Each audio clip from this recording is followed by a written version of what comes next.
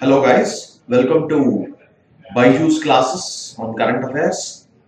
So, current affairs has been covered till February 1st week, okay?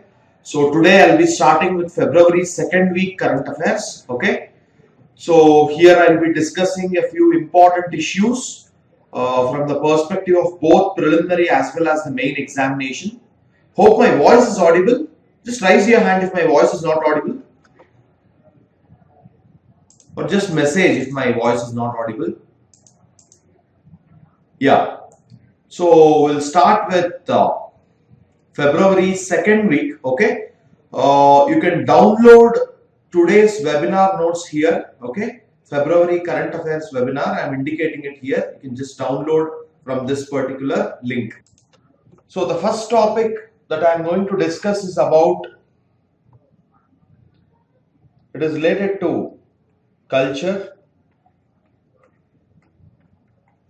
of India.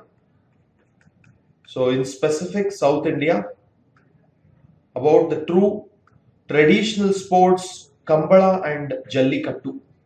So these were news. So you should know what is Kambala and what is Jallikattu. And the controversy surrounding the two sports. The Animal Welfare Board, in fact the non-governmental organizations related to animal welfare, they are protesting against the practice of Kambala and Jallikattu. You should know the reasons behind it and also the related Supreme Court judgments. Okay. So first of all, I will start with Jallikattu. So what is this Jallikattu? So it is related to Tamil Nadu, first of all. So it is a traditional sport in which Jallikattu,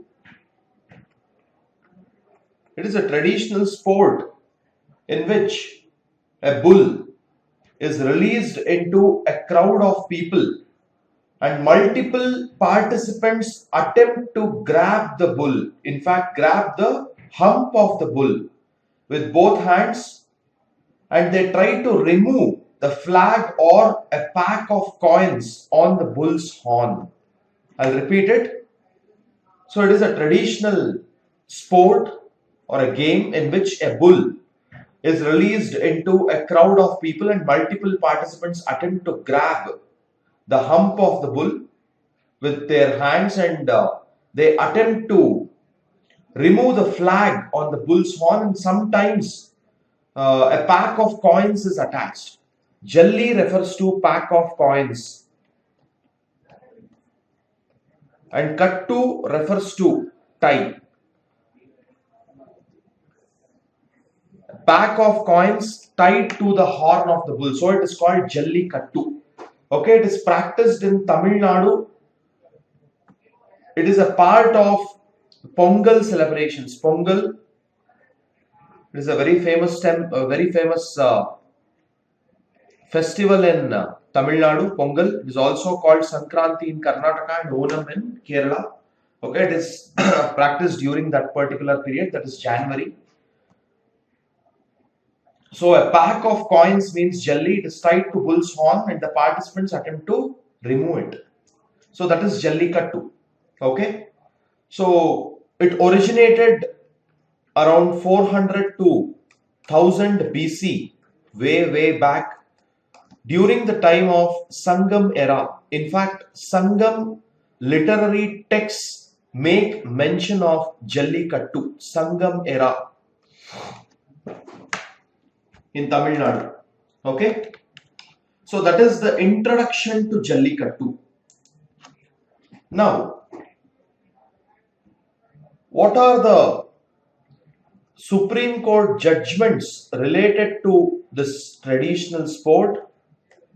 And why are the animal welfare organizations protesting against this? And then the controversy surrounding this particular sport. In 2010, Supreme Court gave a judgment where it favored or it permitted Jallikattu for 5 months in a year in Tamil Nadu. For 5 months in a year. There is no need to make a note of it. This is not very important. I'll tell you which judgment is important, that you can make note of. For 5 months, okay, it was permitted. Appropriate safety measures have to be undertaken. That is the Supreme Court ruling in 2010. What is this appropriate safety measure? First of all, the district collector of that particular district or the deputy commissioner, he should notify 1 month in advance, okay, 1 month in advance to the state government and the Animal Welfare Board of India. And a representative will come from the Animal Welfare Board of India to monitor the event, okay. I'll repeat it. The DC should report the event 1 month prior to its happening, and then the Animal Welfare Board will send a representative to that particular place to monitor it. So whether all the animal welfare measures are undertaken, okay. So that is the famous Supreme Court judgment. In 2014, Supreme Court, based on the petition filed by PETA, that is People for the Ethical Treatment of Animals, People for the Ethical Treatment of Animals.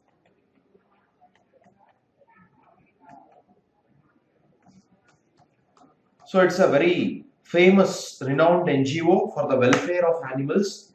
They strongly condemn violence on animal in any form, okay. So based on the Prevention of Cruelty to Animals Act 1960, remember the Prevention of Cruelty on Animals Act 1960, PETA filed a plea before the Supreme Court. Supreme Court banned Jallikattu in 2014. Supreme Court banned Jallikattu. It is because it is in violation of the Prevention of Cruelty on Animals Act 1960.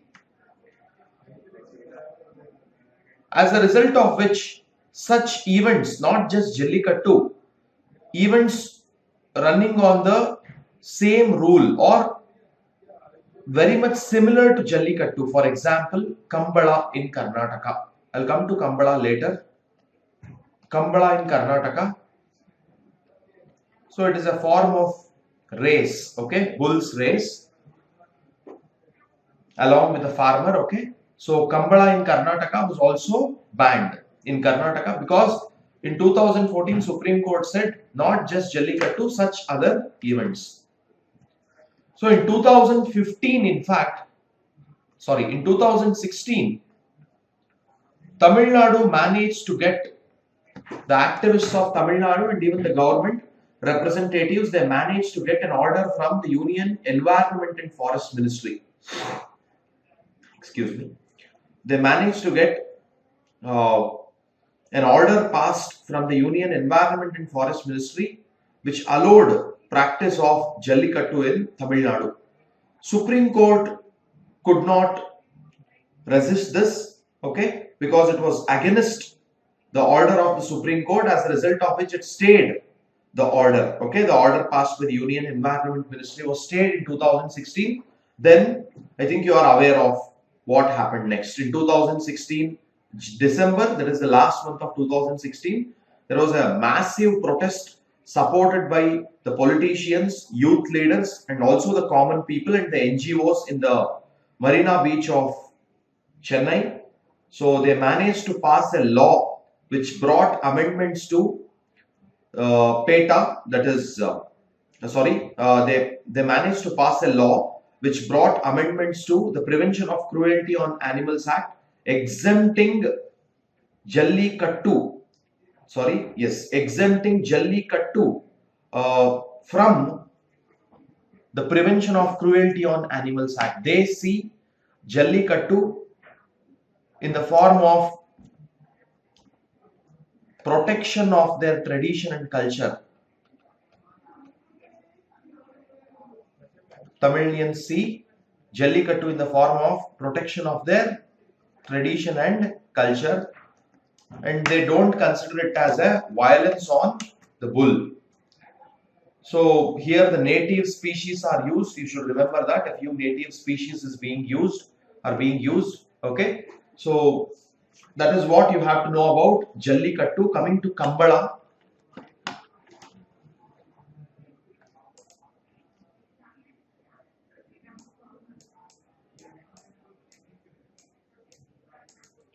Yeah, Prevention of Cruelty to Animals Act is 1960.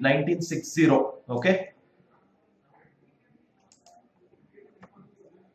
So we'll move on to the next topic, that is Kambala. So what is this Kambala? Again, a traditional sport.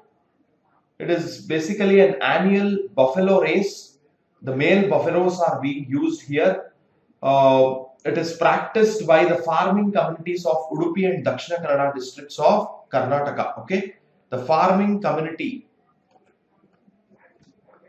of the coastal district, the two coastal districts of Karnataka, that is Udupi and Dakshina Kannada. That is mainly Mangalore, Udupi and Dakshina Kannada. So here a pair of male buffaloes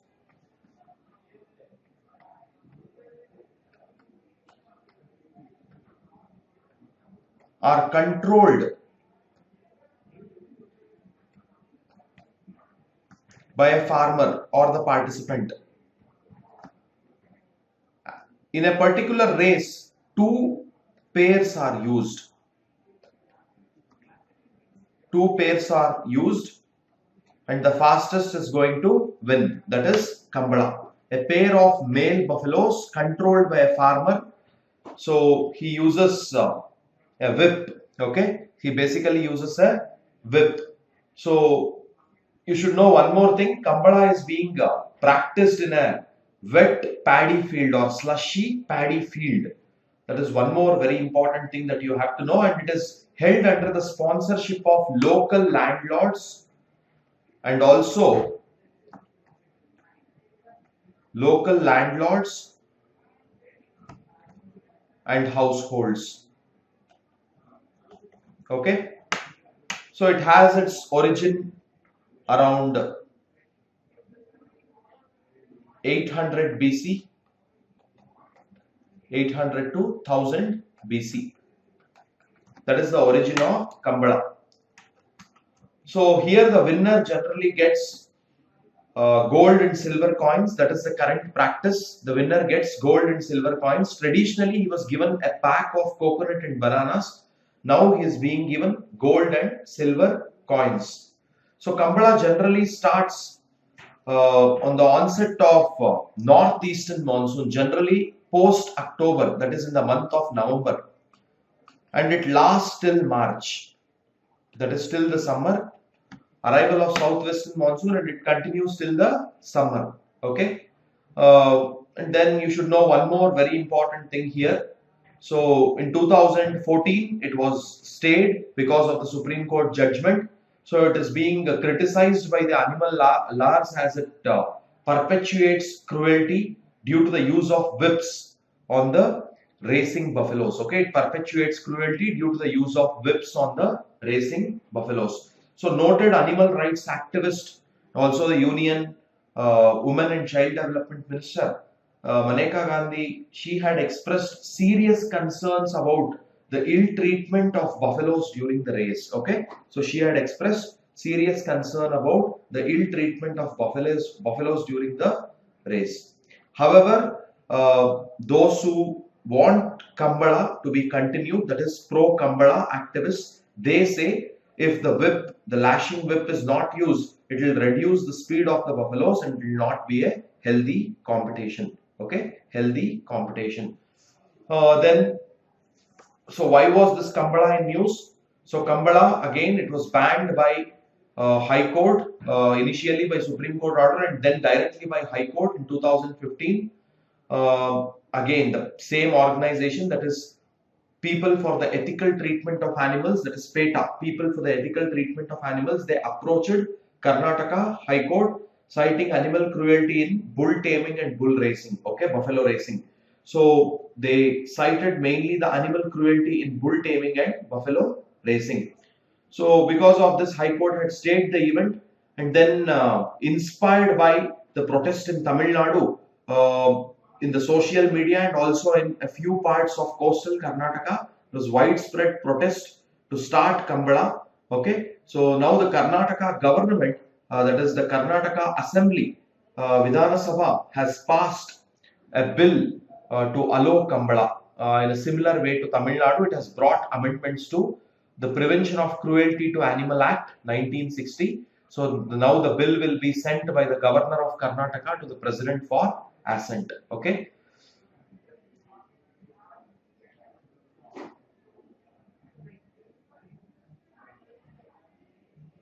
So the bill also noted, that is the bill introduced by Karnataka, noted significant role played by the traditional events. Okay, just remember, significant role played by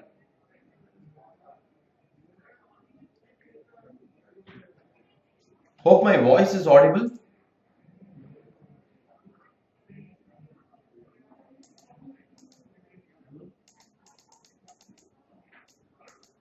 I think some students are having problem with respect to my voice.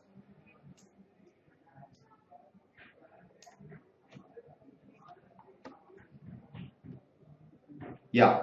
So hope my voice is audible now.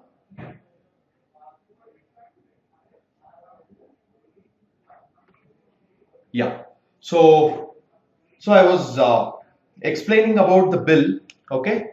Some of the students are asking for a few points to be written on the smart board, but let me be very frank with you. So you should know the gist of the controversy. They will not ask any questions on this controversy. You should know what Kambala and Jallikattu is. So that I have explained fully. Okay. So that is more than sufficient. And then coming to the bill introduced by Karnataka, the bill noted significant role played by the traditional sports events, both the Kambala as well as the buffalo race. Okay, one more very famous race that is held in the rural areas of Karnataka, that is the buffalo race. So the bill noted that significant role is being played by this traditional sports, okay, in preserving and promoting the culture and tradition among the people in the state. Remember, so it plays a significant role in preserving and promoting the culture, okay, the culture and tradition among the people in the state.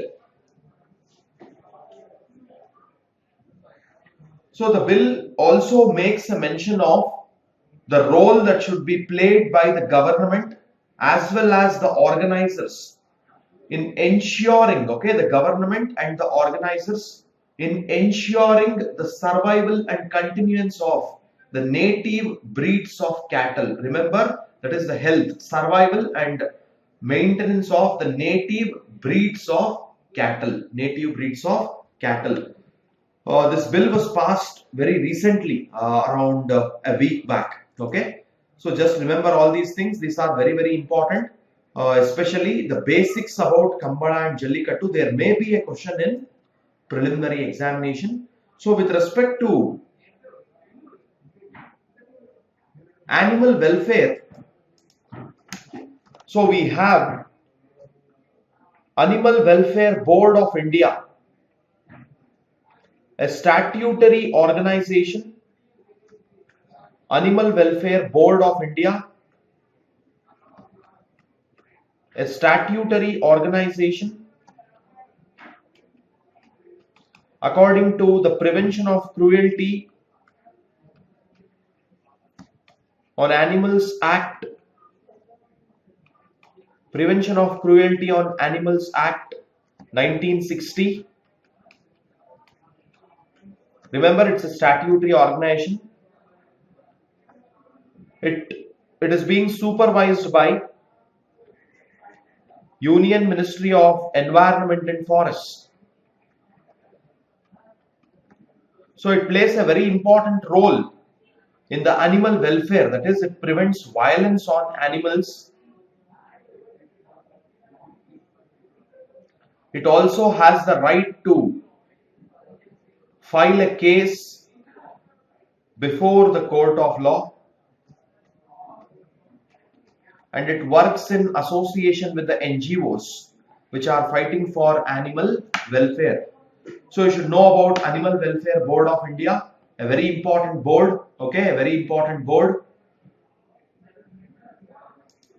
Yeah.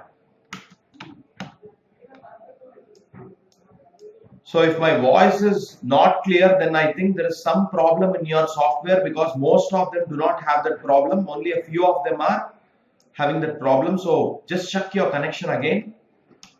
So that is about Kambala and Jallikattu and the animal welfare. And in 2016 June, if you can remember, Union Ministry of Environment and Forest, that time the Union Minister for Environment and Forest was Prakash Javadekar. So the ministry passed a notification to kill 3 animals: nilgai, rhesus monkey or macaque rhesus, and wild boar. You have to remember the names of these 3 animals in parts of Bihar, Himachal Pradesh and Uttarakhand. So what was the reason? First of all, enormous increase in the population of these animals, which resulted in man-animal conflict. And also a few animals like wild boar, they became a threat to farmers as they destroyed the crops. So as the result of which, and also they were agents of, or they were carriers of communicable diseases, a few communicable diseases, as the result of which the Union Ministry of Environment and Forests had passed this notification. Again, there was a protest by PETA as well as the Animal Welfare Board of India. So there was a case filed before the Supreme Court. It was also condemned by Maneka Gandhi, Union Women and Child Development Minister, as she is a noted animal welfare or animal rights activist. Okay, you have to know all these things. Anyway, controversies apart, you should know the notification was to kill these 3 animals: nilgai, rhesus monkey and wild boar. Just make a note of it. And 3 states: Bihar, Himachal Pradesh and Uttarakhand. Okay. PETA, it is not important. Okay, as it is a non-governmental organization, it is not important.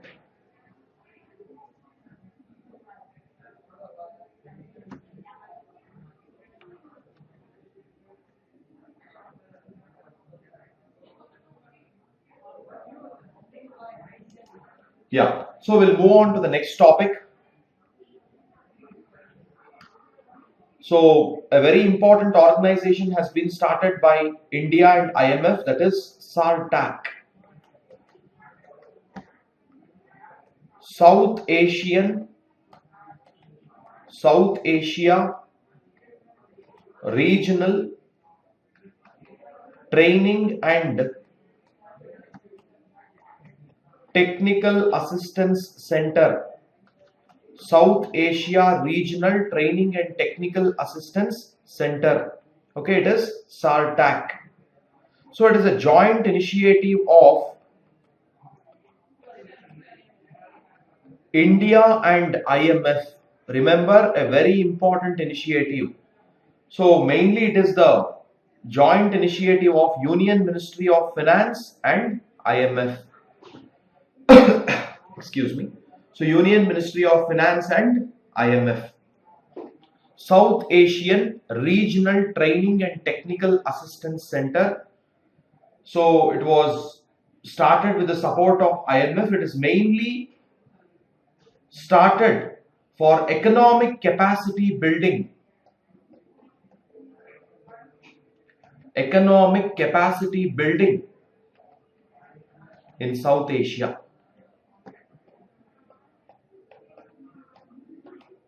It also helps in skill development, that is bridging the demographic dividend, the rich demographic dividend of South Asia. Okay, just remember the name of the institute and who supported. This is the International Monetary Fund, economic capacity building and skill development. So IMF has 14 such regional institutions or the regional centers. It has a global network of 14 regional centers, and SARTAC is one among them. So in SARTAC, there will be full integration of customized hands-on training,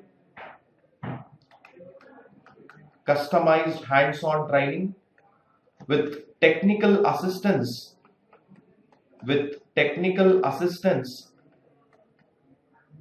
in the macroeconomic and financial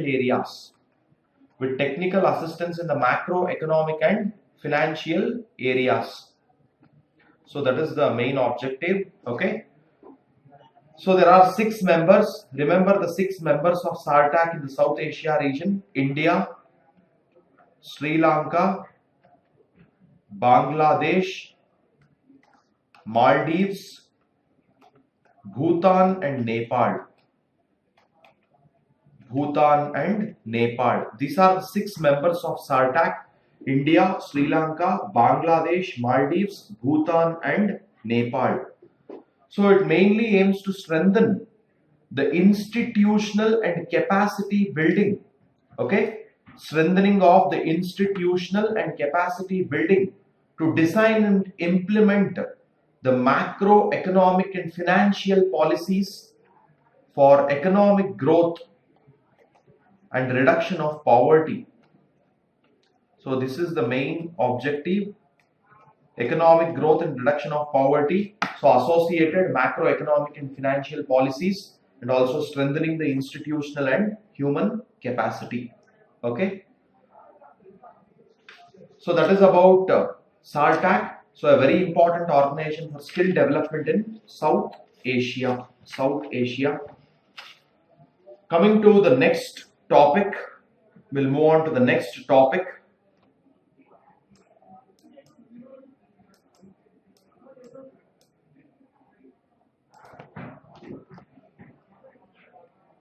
The third topic to be discussed today is the Asia LPG Summit. Mark it as important. Asia LPG Summit. So in the recent times, both in prelims and mains, there has been a number of questions. There have been a number of questions on LPG related schemes of the government of India. So this is Asia LPG Summit, which is held under the aegis of World LPG Association.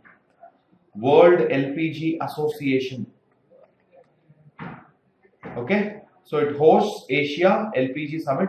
So this time it was held at New Delhi. Okay, this was held at New Delhi.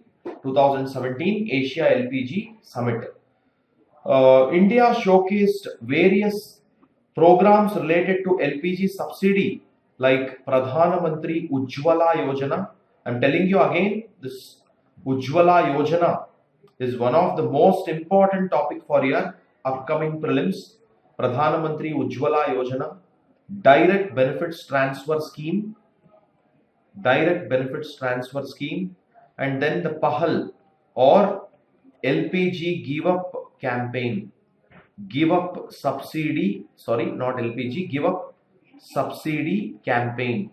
It started as a campaign, so then became a full-fledged program called PAHAL. Pratyaksh Hastantrit Labh. Okay, Pratyaksh Hastantrit Labh. No need to remember the full form, just remember PAHAL.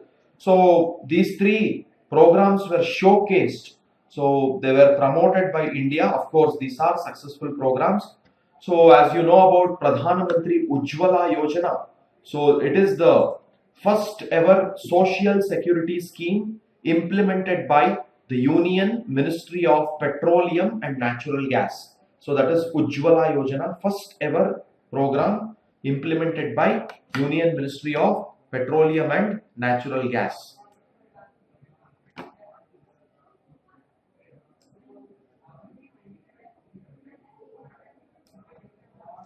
Yeah, that is Pradhan Mantri Ujjwala Yojana. It aims to provide free LPG connections to women-headed BPL households.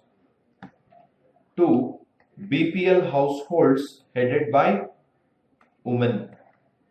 Here the special focus is on women and child development or women empowerment, because as you all are aware, in the rural areas there is no LPG. gas connection, as the result of which they use the charcoal or the wood, due to which there is indoor air pollution and the associated respiratory problems. Indoor air pollution and the associated respiratory problems. So Ujjwala Yojana helps to overcome all these things. 5,000 will be provided per connection to 1.6 crore households. 1.6 crore households. So it will be 8,000 crores. That is the expenditure of Pradhana Mantri Ujjwala Yojana. So it also helps in reducing global warming or global climate change, because we are not burning wood or charcoal here. Okay. Pradhana Mantri Ujjwala Yojana and PAHAL, you all are aware of it. So it initially started as a campaign. Narendra Modi, that is our Honorable Prime Minister, Narendra Modi, he requested the above poverty line people and the rich people to give up subsidy, so that the poor can be given subsidy, that is LPG subsidy, and also the gas connections free of cost. Okay, free of cost. So that is PAHAL. So PAHAL, remember, PAHAL is the first scheme to be implemented with the help of DBT and JAM model. Not DBT, sorry, JAM model. PAHAL uses DBT, but it is the first scheme to be successfully implemented under JAM model, which means Jan Dhan Aadhaar Mobile. A Trinity model, Jan Dhan Aadhaar Mobile. PAHAL is the first scheme to be successfully implemented under JAM model, and it uses direct benefits transfer. Direct benefits transfer. So all these programs were showcased, okay, in the Asia LPG Summit. So major oil public sector undertakings like BPCL, that is the Bharat Petroleum, Hindustan Petroleum, Indian Oil Corporation. So all these PSUs were also associated with this summit. Okay. So all the renowned PSUs, okay, Bharat Petroleum, Hindustan Petroleum, Indian Oil, all those things, all those organizations. Remember one more very important fact. So in India, 80 million plus people, that is 8 crore plus people, are covered in this LPG subsidy program. 8 crore plus. 8 crore plus people, or 80 million plus people. And India is the second biggest consumer of LPG in the domestic sector. Okay. India is the second biggest consumer of LPG in the domestic sector, with annual consumption exceeding 18 million tons. Okay. Annual consumption exceeds 18 million tons. It is the second biggest consumer of LPG in the domestic sector. So that is about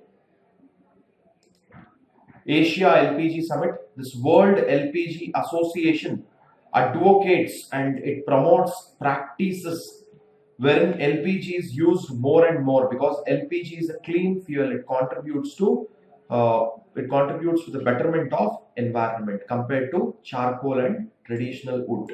Okay, so that is about the Asia LPG Summit. So the next topic is 2017 Maritime Power Conference. So there is an annual Maritime Power Conference. So this was held in New Delhi in 2017, Maritime Power Conference, and it is under National Maritime Foundation. So it is organized by National Maritime Foundation. So the theme for this year is the blue economy. The blue economy. Concept, constituents and development.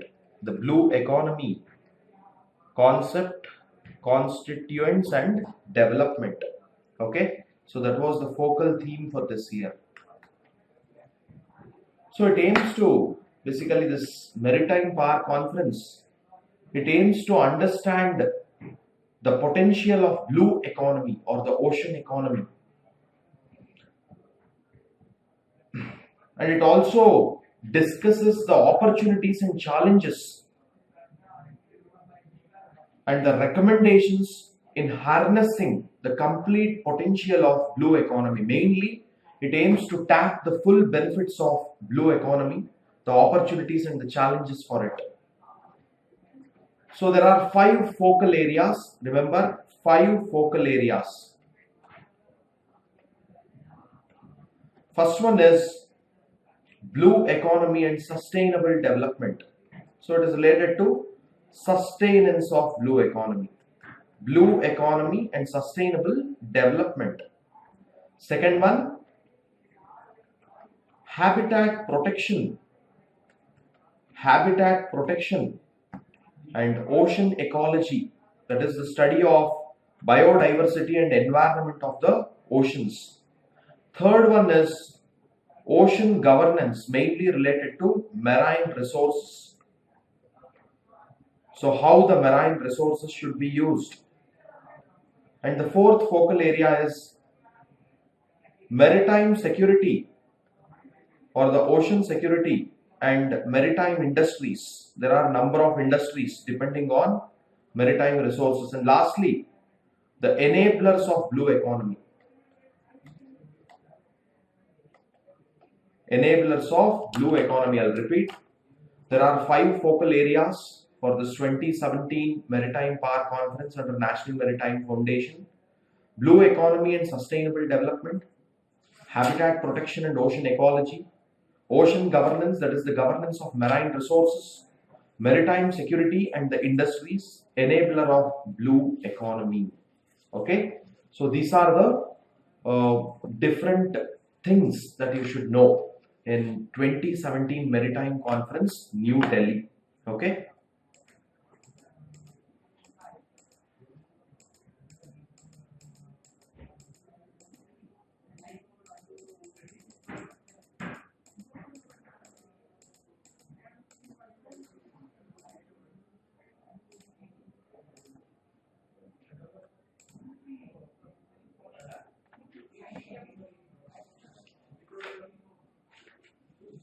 We'll move on to the next topic.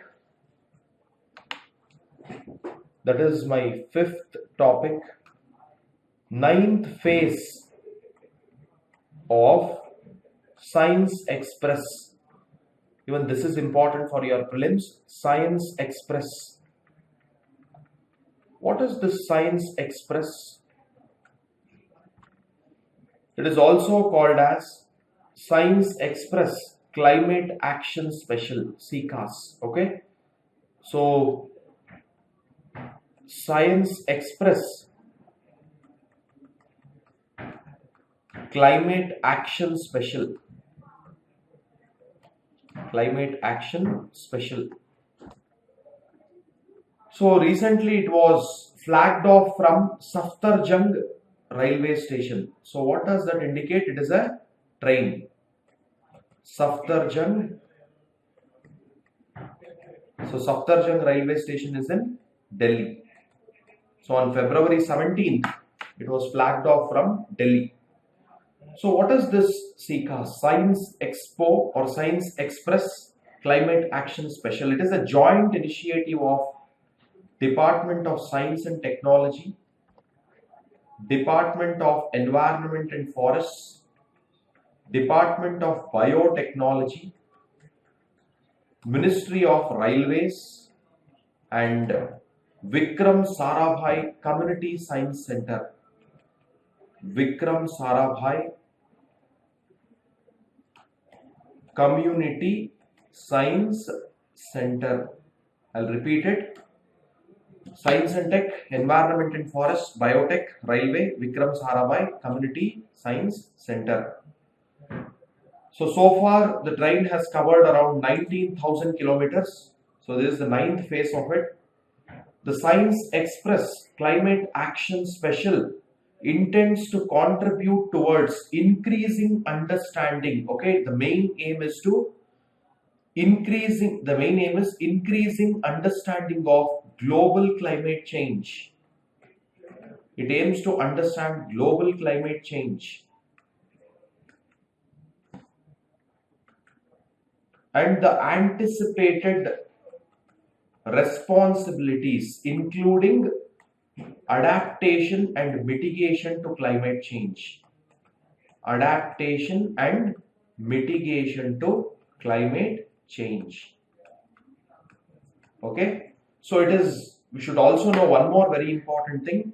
It is the largest, longest running and most visited mobile science exhibition. It is the largest, longest running and also the most visited mobile science exhibition. Okay, it has 6 entries in the Limca Book of Records. It is the largest, longest running, the most visited mobile science exhibition. There has been 6 entries in Limca Book of Records. So it is basically a 16-coach AC train, custom built for Science and Tech, that is Department of Science and Tech by the Ministry of Railways.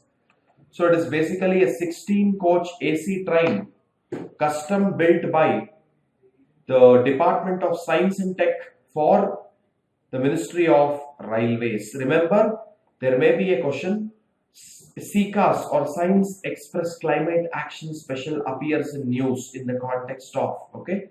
So there may be a question, it is very, very important.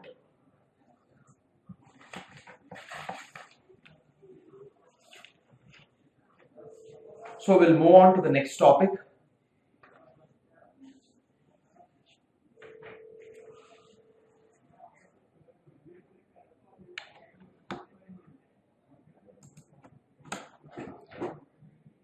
Food Safety and Standards Authority of India, FSSAI, constitutes panel. Just a minute. So this is the 6th topic. Food Safety and Standards Authority of India constitutes a panel, a very important move, just make a note of it, to identify nutritional gaps. To identify what? Nutritional gaps.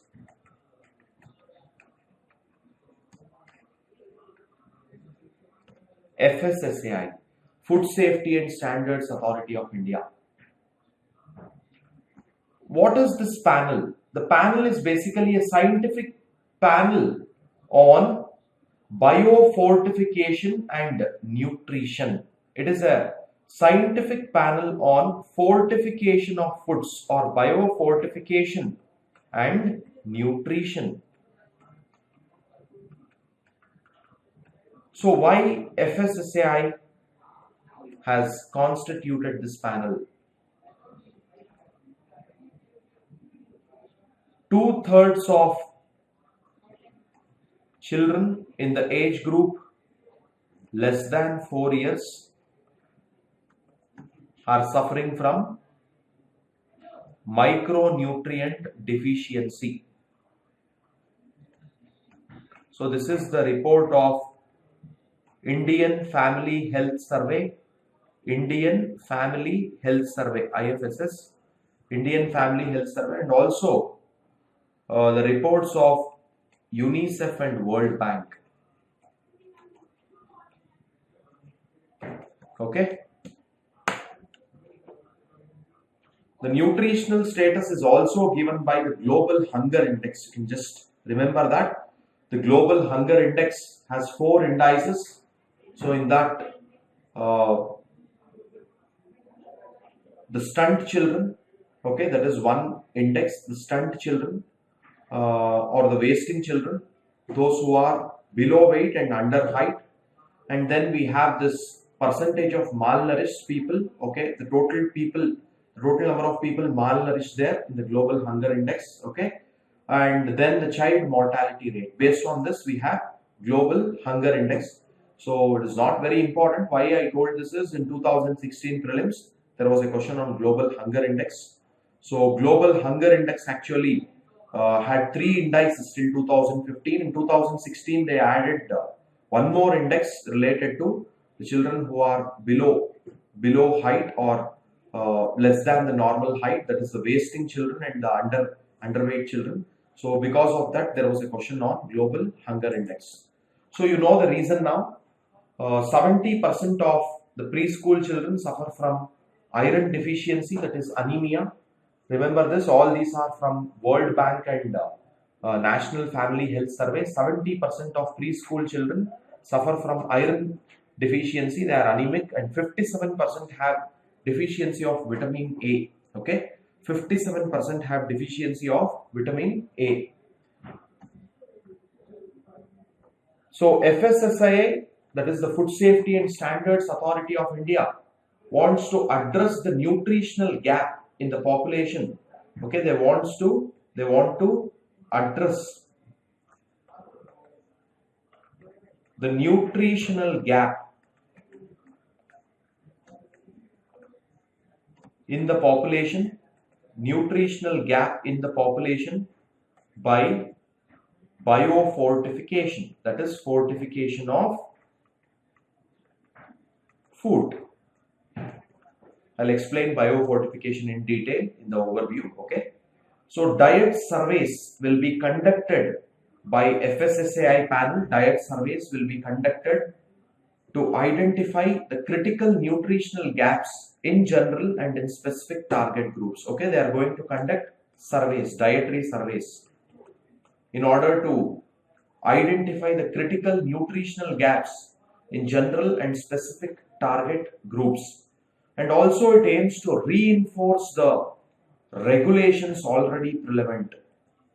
Reinforcement of regulations related to food safety that are already prevalent. Okay, that are already prevalent. FSSAI indicates fortified products this way. So this means extra nutrition. F plus means extra nutrition. This indicates fortified products of FSSAI. Okay. So what is this fortification? You should know. It is a very important topic for the prelims. What is this fortification? Some candidates are asking for a break. Okay, let me complete this topic, then you can take a break. Okay, yeah, biofortification. It is the process of strengthening the food or the food products with the addition of micronutrients. Strengthening the food products with the addition of micronutrients. What are those micronutrients? Mainly iron and zinc. Iron and zinc. A few essential amino acids or the proteins. A few essential amino acids or the proteins. Vitamin A and vitamin C mainly used are vitamin A and vitamin C. And also a few other micronutrients.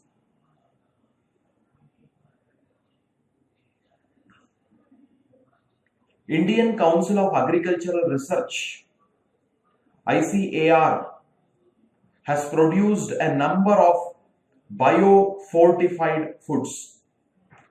Indian Council of Agricultural Research, ICAR.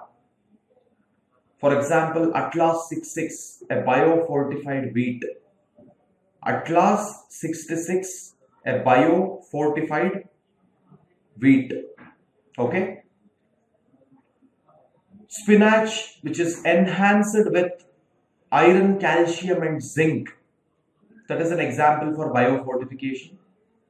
So now you might have a doubt.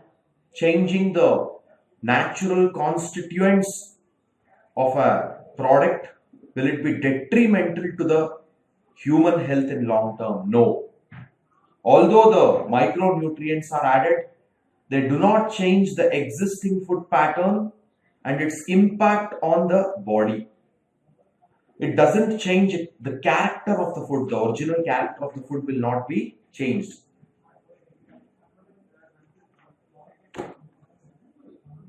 So along with this panel, FSSAI passed Food Safety and Standards. Food fortification of foods. I'm telling you, this is very important because even in 2016 there was a question on FSSAI regulations 2016. These regulations were passed for fortification. Okay, it encourages production, distribution, sale, manufacture and consumption of fortified foods. I repeat, it encourages production, sale, distribution, manufacture and consumption of fortified foods. So I have given a few examples for fortification. Remember, biofortification is an effective technique. It is one of the most effective technique to overcome the problem of malnourishment and hunger. So this was the statement recently made by M.S. Swaminathan, Dr. M.S. Swaminathan, renowned agricultural scientist and also the chairman for the National Commission of Farmers in India. Okay, so the chairman for the National Commission for Farmers in India. So coming to the last part of this topic, FSSAI, Food Safety and Standards Authority of India. It works under Union Ministry of Health. Many think it is under Union Ministry of Food. No, it is under Union Ministry of Health and Family Affairs. It is a statutory organization formed according to Food Safety and Standards Authority of India Act 2006. Food Safety and Standards Authority of India Act 2006. Generally, it is headed by a retired bureaucrat.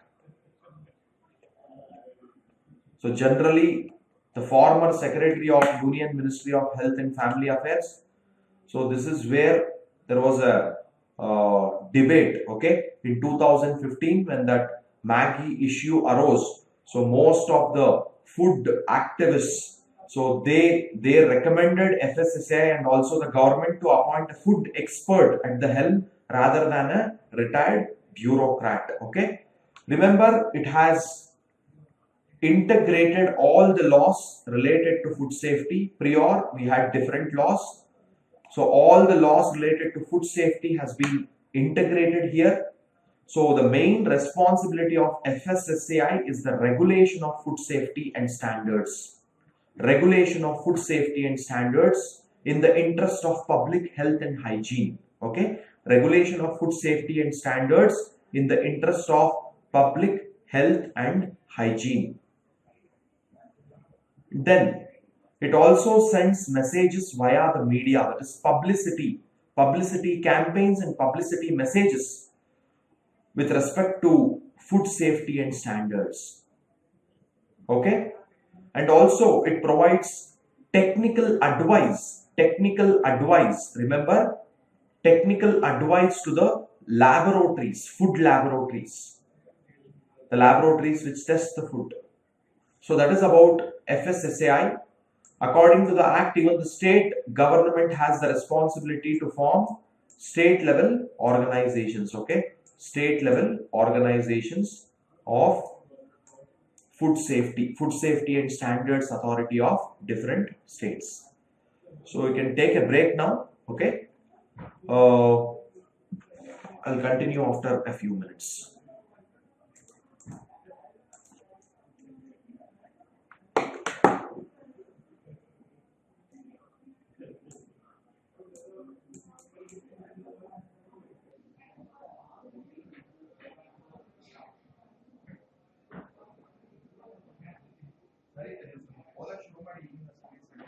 It is important UPSC interview. Okay.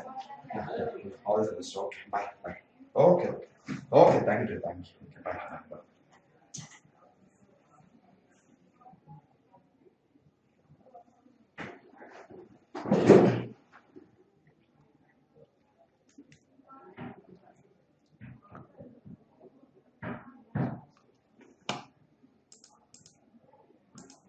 Hope my voice is audible. Just raise your hand if my voice is not audible.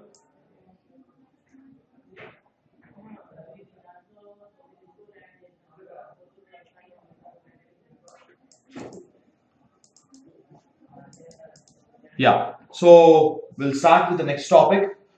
So next topic is a very important topic again. So that is related to the space. So ISRO creates history by launching 104 satellites in one go. Very, very important news. Okay. So ISRO launches 104 satellites in one go. Okay. So it has created a history because so far only Russia, okay, so far only Russia had launched 37 satellites. I'm not sure whether it's 37 or 38. So just remember Russia, before this Russia had launched the highest number of satellites in one go. So now ISRO has launched 104 satellites in one go. It's a tremendous achievement. So it is PSLV C-37, the name of the rocket, and its version is XL. Okay, that is extensible version. So PSLV C-37 has successfully launched 104 satellites weighing 1378 kgs totally. Okay, 1378 kgs. So among this 96 satellites out of 104 are from US. Okay, so in that we have 88 Dove satellites. So most of them are remote sensing here, just remember, or Earth Observatory, and 8 Lemur satellites. No need to go into the details of satellites, these are not important. Just remember the names, Dove and Lemur satellite. Okay, 96 are from US, and the other satellites belong to Kazakhstan, United Arab Emirates, UAE, Israel, Switzerland, Netherlands, Germany. Just remember these things: Kazakhstan, United Arab Emirates, Israel, Switzerland, Netherlands, Germany, and US. So totally 104 satellites. So in the PSLV C-37's mission, there were 3 important Indian satellites: Caltosat 2D. So there may be a question on this, Caltosat 2D. So mainly for cartography or map science. So this helps in cartography or cartography, that is the art of mapping or the map science. So which helps in land and water studies, traffic studies, okay, climate studies, disaster management,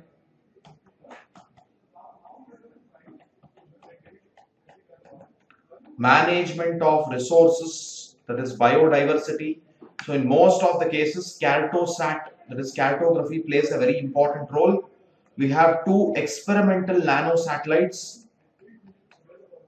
in order to conduct the science experiments in space. 2 experimental nano satellites, that is INS 1A and 1B. Okay, remember 2 experimental nano satellites, INS 1A and 1B.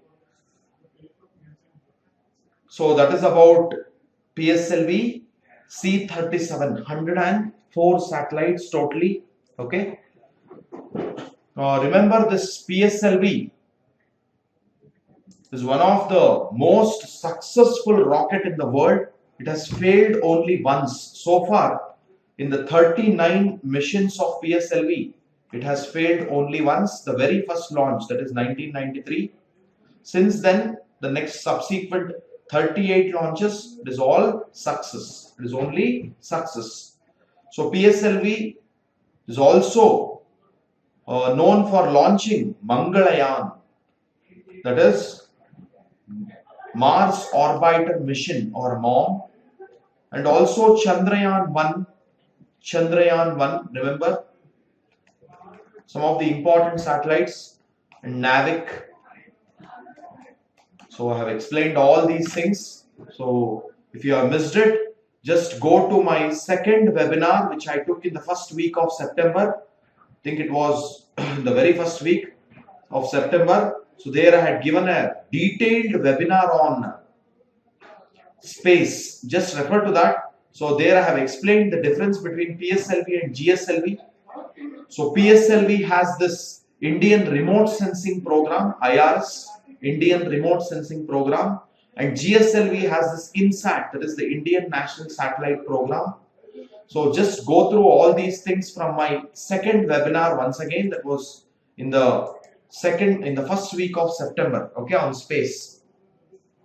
So that is about PSLV C37. We'll move on to the next topic. ISRO, and so one more topic related to ISRO. Lifeguard Agency, Drishti.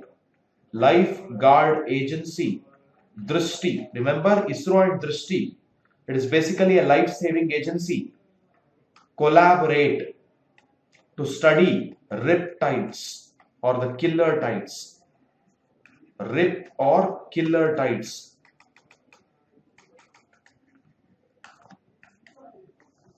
So this has been initiated by the Goa government, okay, Goa government.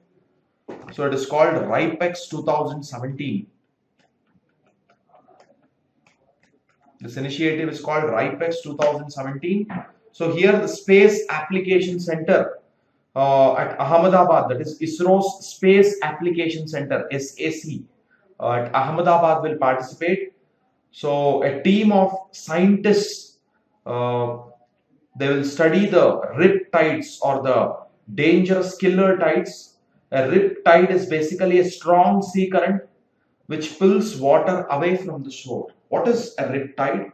It is basically a strong sea current. Remember, it's a strong sea current that pulls water away from the shore. So often catching unaware swimmers and also people enjoying in the shallow water, okay? So they will be pulled back into the water, okay? As a result of which they die.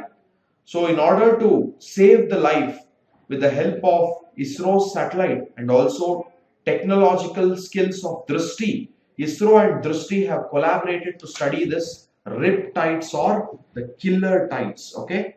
So in Ahmedabad, we have the Space Application Center. So that organization will be a part of this experiment, okay? Yes.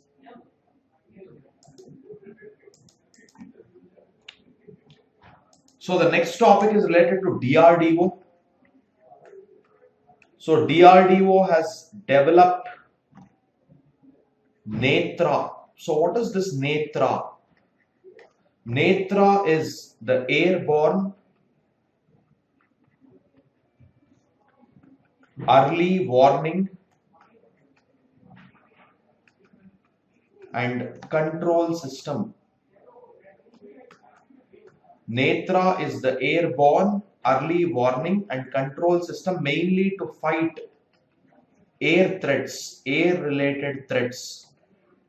Airborne early warning and control system. So it has been adopted by IAF now, that is the Indian Air Force, and developed by DRDO. Its name is Netra. It is the state-of-art indigenous technology, state-of-art self-developed technology or indigenous technology with sophisticated radars and line of sight. That is the high-end radars, mainly for tracking, radars and line of sight. Line of sight. It is equipped with battle management functions, that is the battle in the air, battle management functions. Remember, I forgot to mention one more thing. It will be mounted on an aircraft. Netra will be mounted on an aircraft. So this technology or this system will be mounted on the aircraft Netra, developed by DRDO, Airborne Early Warning and Control System to fight air-related threats. It will be used by Indian Air Force. State-of-art indigenous technology with sophisticated radars and line of sight, and it has battle management functions. So far, US, Russia, and Israel are the only three countries which have developed airborne early warning and control system. US, Russia, Israel. Now India. India becomes the fourth country to develop. India became the fourth country to develop airborne early warning and control system. So far we were signing agreements with all these nations to import AWACS, that is airborne early warning and control system. So for example, from Israel we had imported this AWACS. Okay, we had signed an agreement to import AWACS. Okay, airborne early warning and control system. So that is about Netra. Okay, Netra.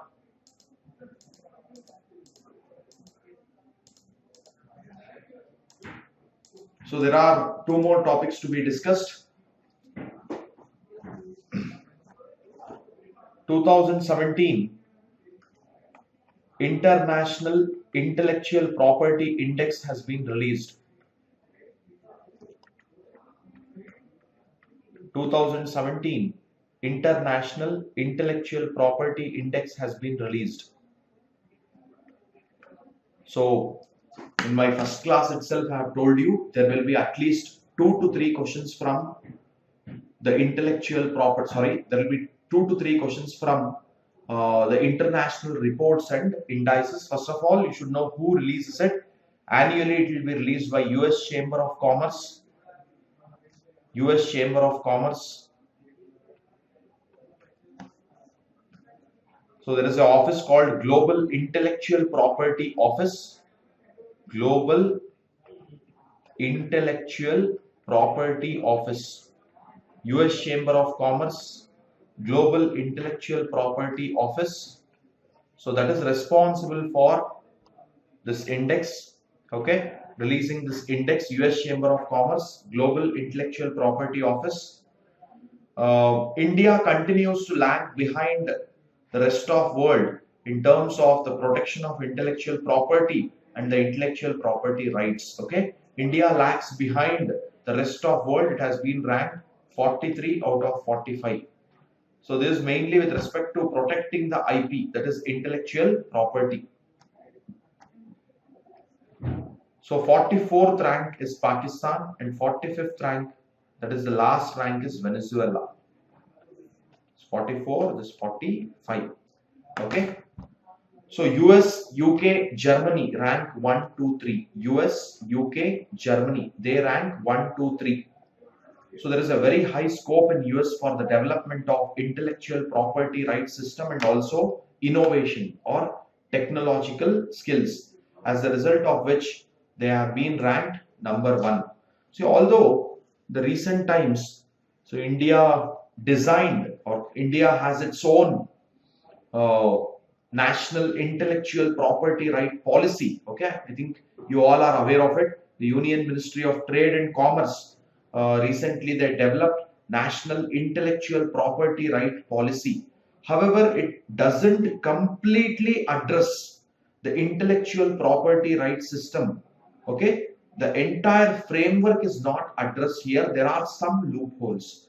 So here I'll be giving you one assignment. Just make a note of intellectual property right policy 2016. Okay, just make a note of it. Try to understand the advantages and disadvantages of the policy.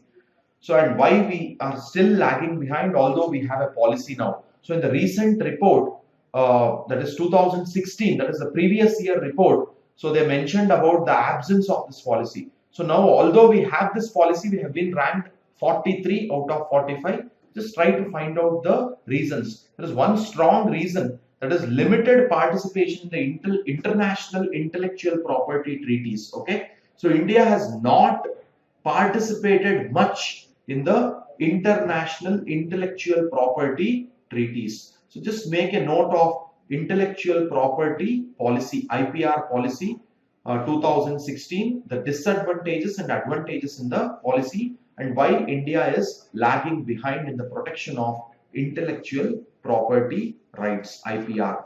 Okay.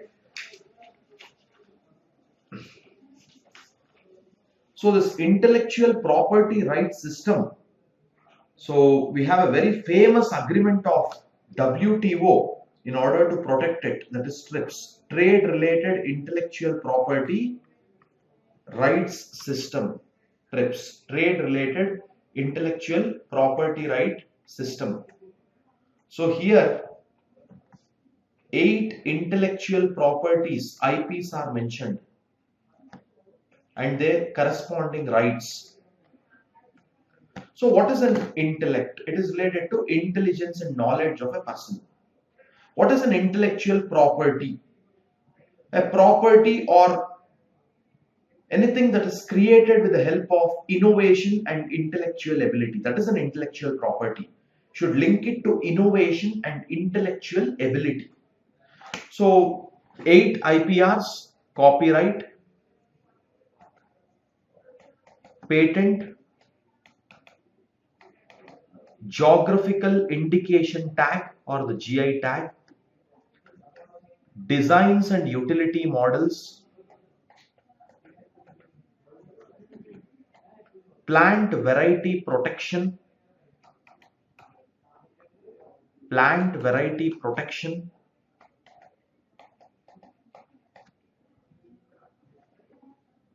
semiconductor layout designs, is related to electronic industry,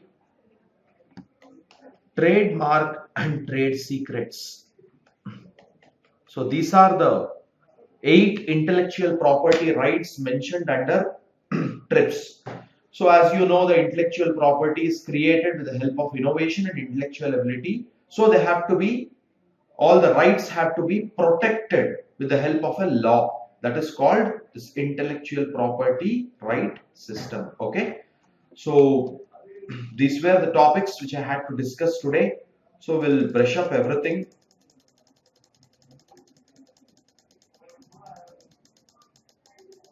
So first of all, I started with animal welfare. So under that, Kambala and Jallikattu, know about the origin, to which state they belong to and what exactly it is. And then you should know about controversy surrounding it, the petitions filed by PETA. And then Kambala, I have explained everything, and you should know about this organization. Very, very important. Animal Welfare Board of India and this Prevention of Cruelty on Animals Act 1960. And then the notification to kill 3 animals. Remember the names of these 3 animals. This is for skill development in South Asia and also training and technical assistance, a joint initiative of IMF and Finance Ministry. 6 members, know about the 6 members. There may be a memory based question. South Asia. Asia LPG Summit. I have told you the 3 schemes related to LPG subsidy. Just remember those 3 schemes. And then Maritime Power Conference. It was in New Delhi. Should know what is blue economy. There may be a question on blue economy. So I took this topic. Science Express, important. Science Express Climate Action Plan to understand the technical and scientific details of global climate change. It is basically a train. And then FSSAI, very, very important, on biofortification. You should know the reason. And then what is that panel? What is biofortification? And then about FSSAI. ISRO has launched 104 satellites in one go. It is a successful launch and it has created history. Cartosat 2D is very important, I have told you. And then coming to Drishti and ISRO's collaboration to study killer tides. And then Netra for airborne early warning and control system, developed by DRDO for Indian Air Force. And lastly, the International Intellectual Property Index. Okay. So US Chamber of Commerce, India's ranking is 43. US, UK and Germany rank 1, 2, 3. Told you the reason. Should know about TRIPS, the 8 IPRs mentioned here. Okay. So in the next class, we'll continue with February 3rd week. Thank you.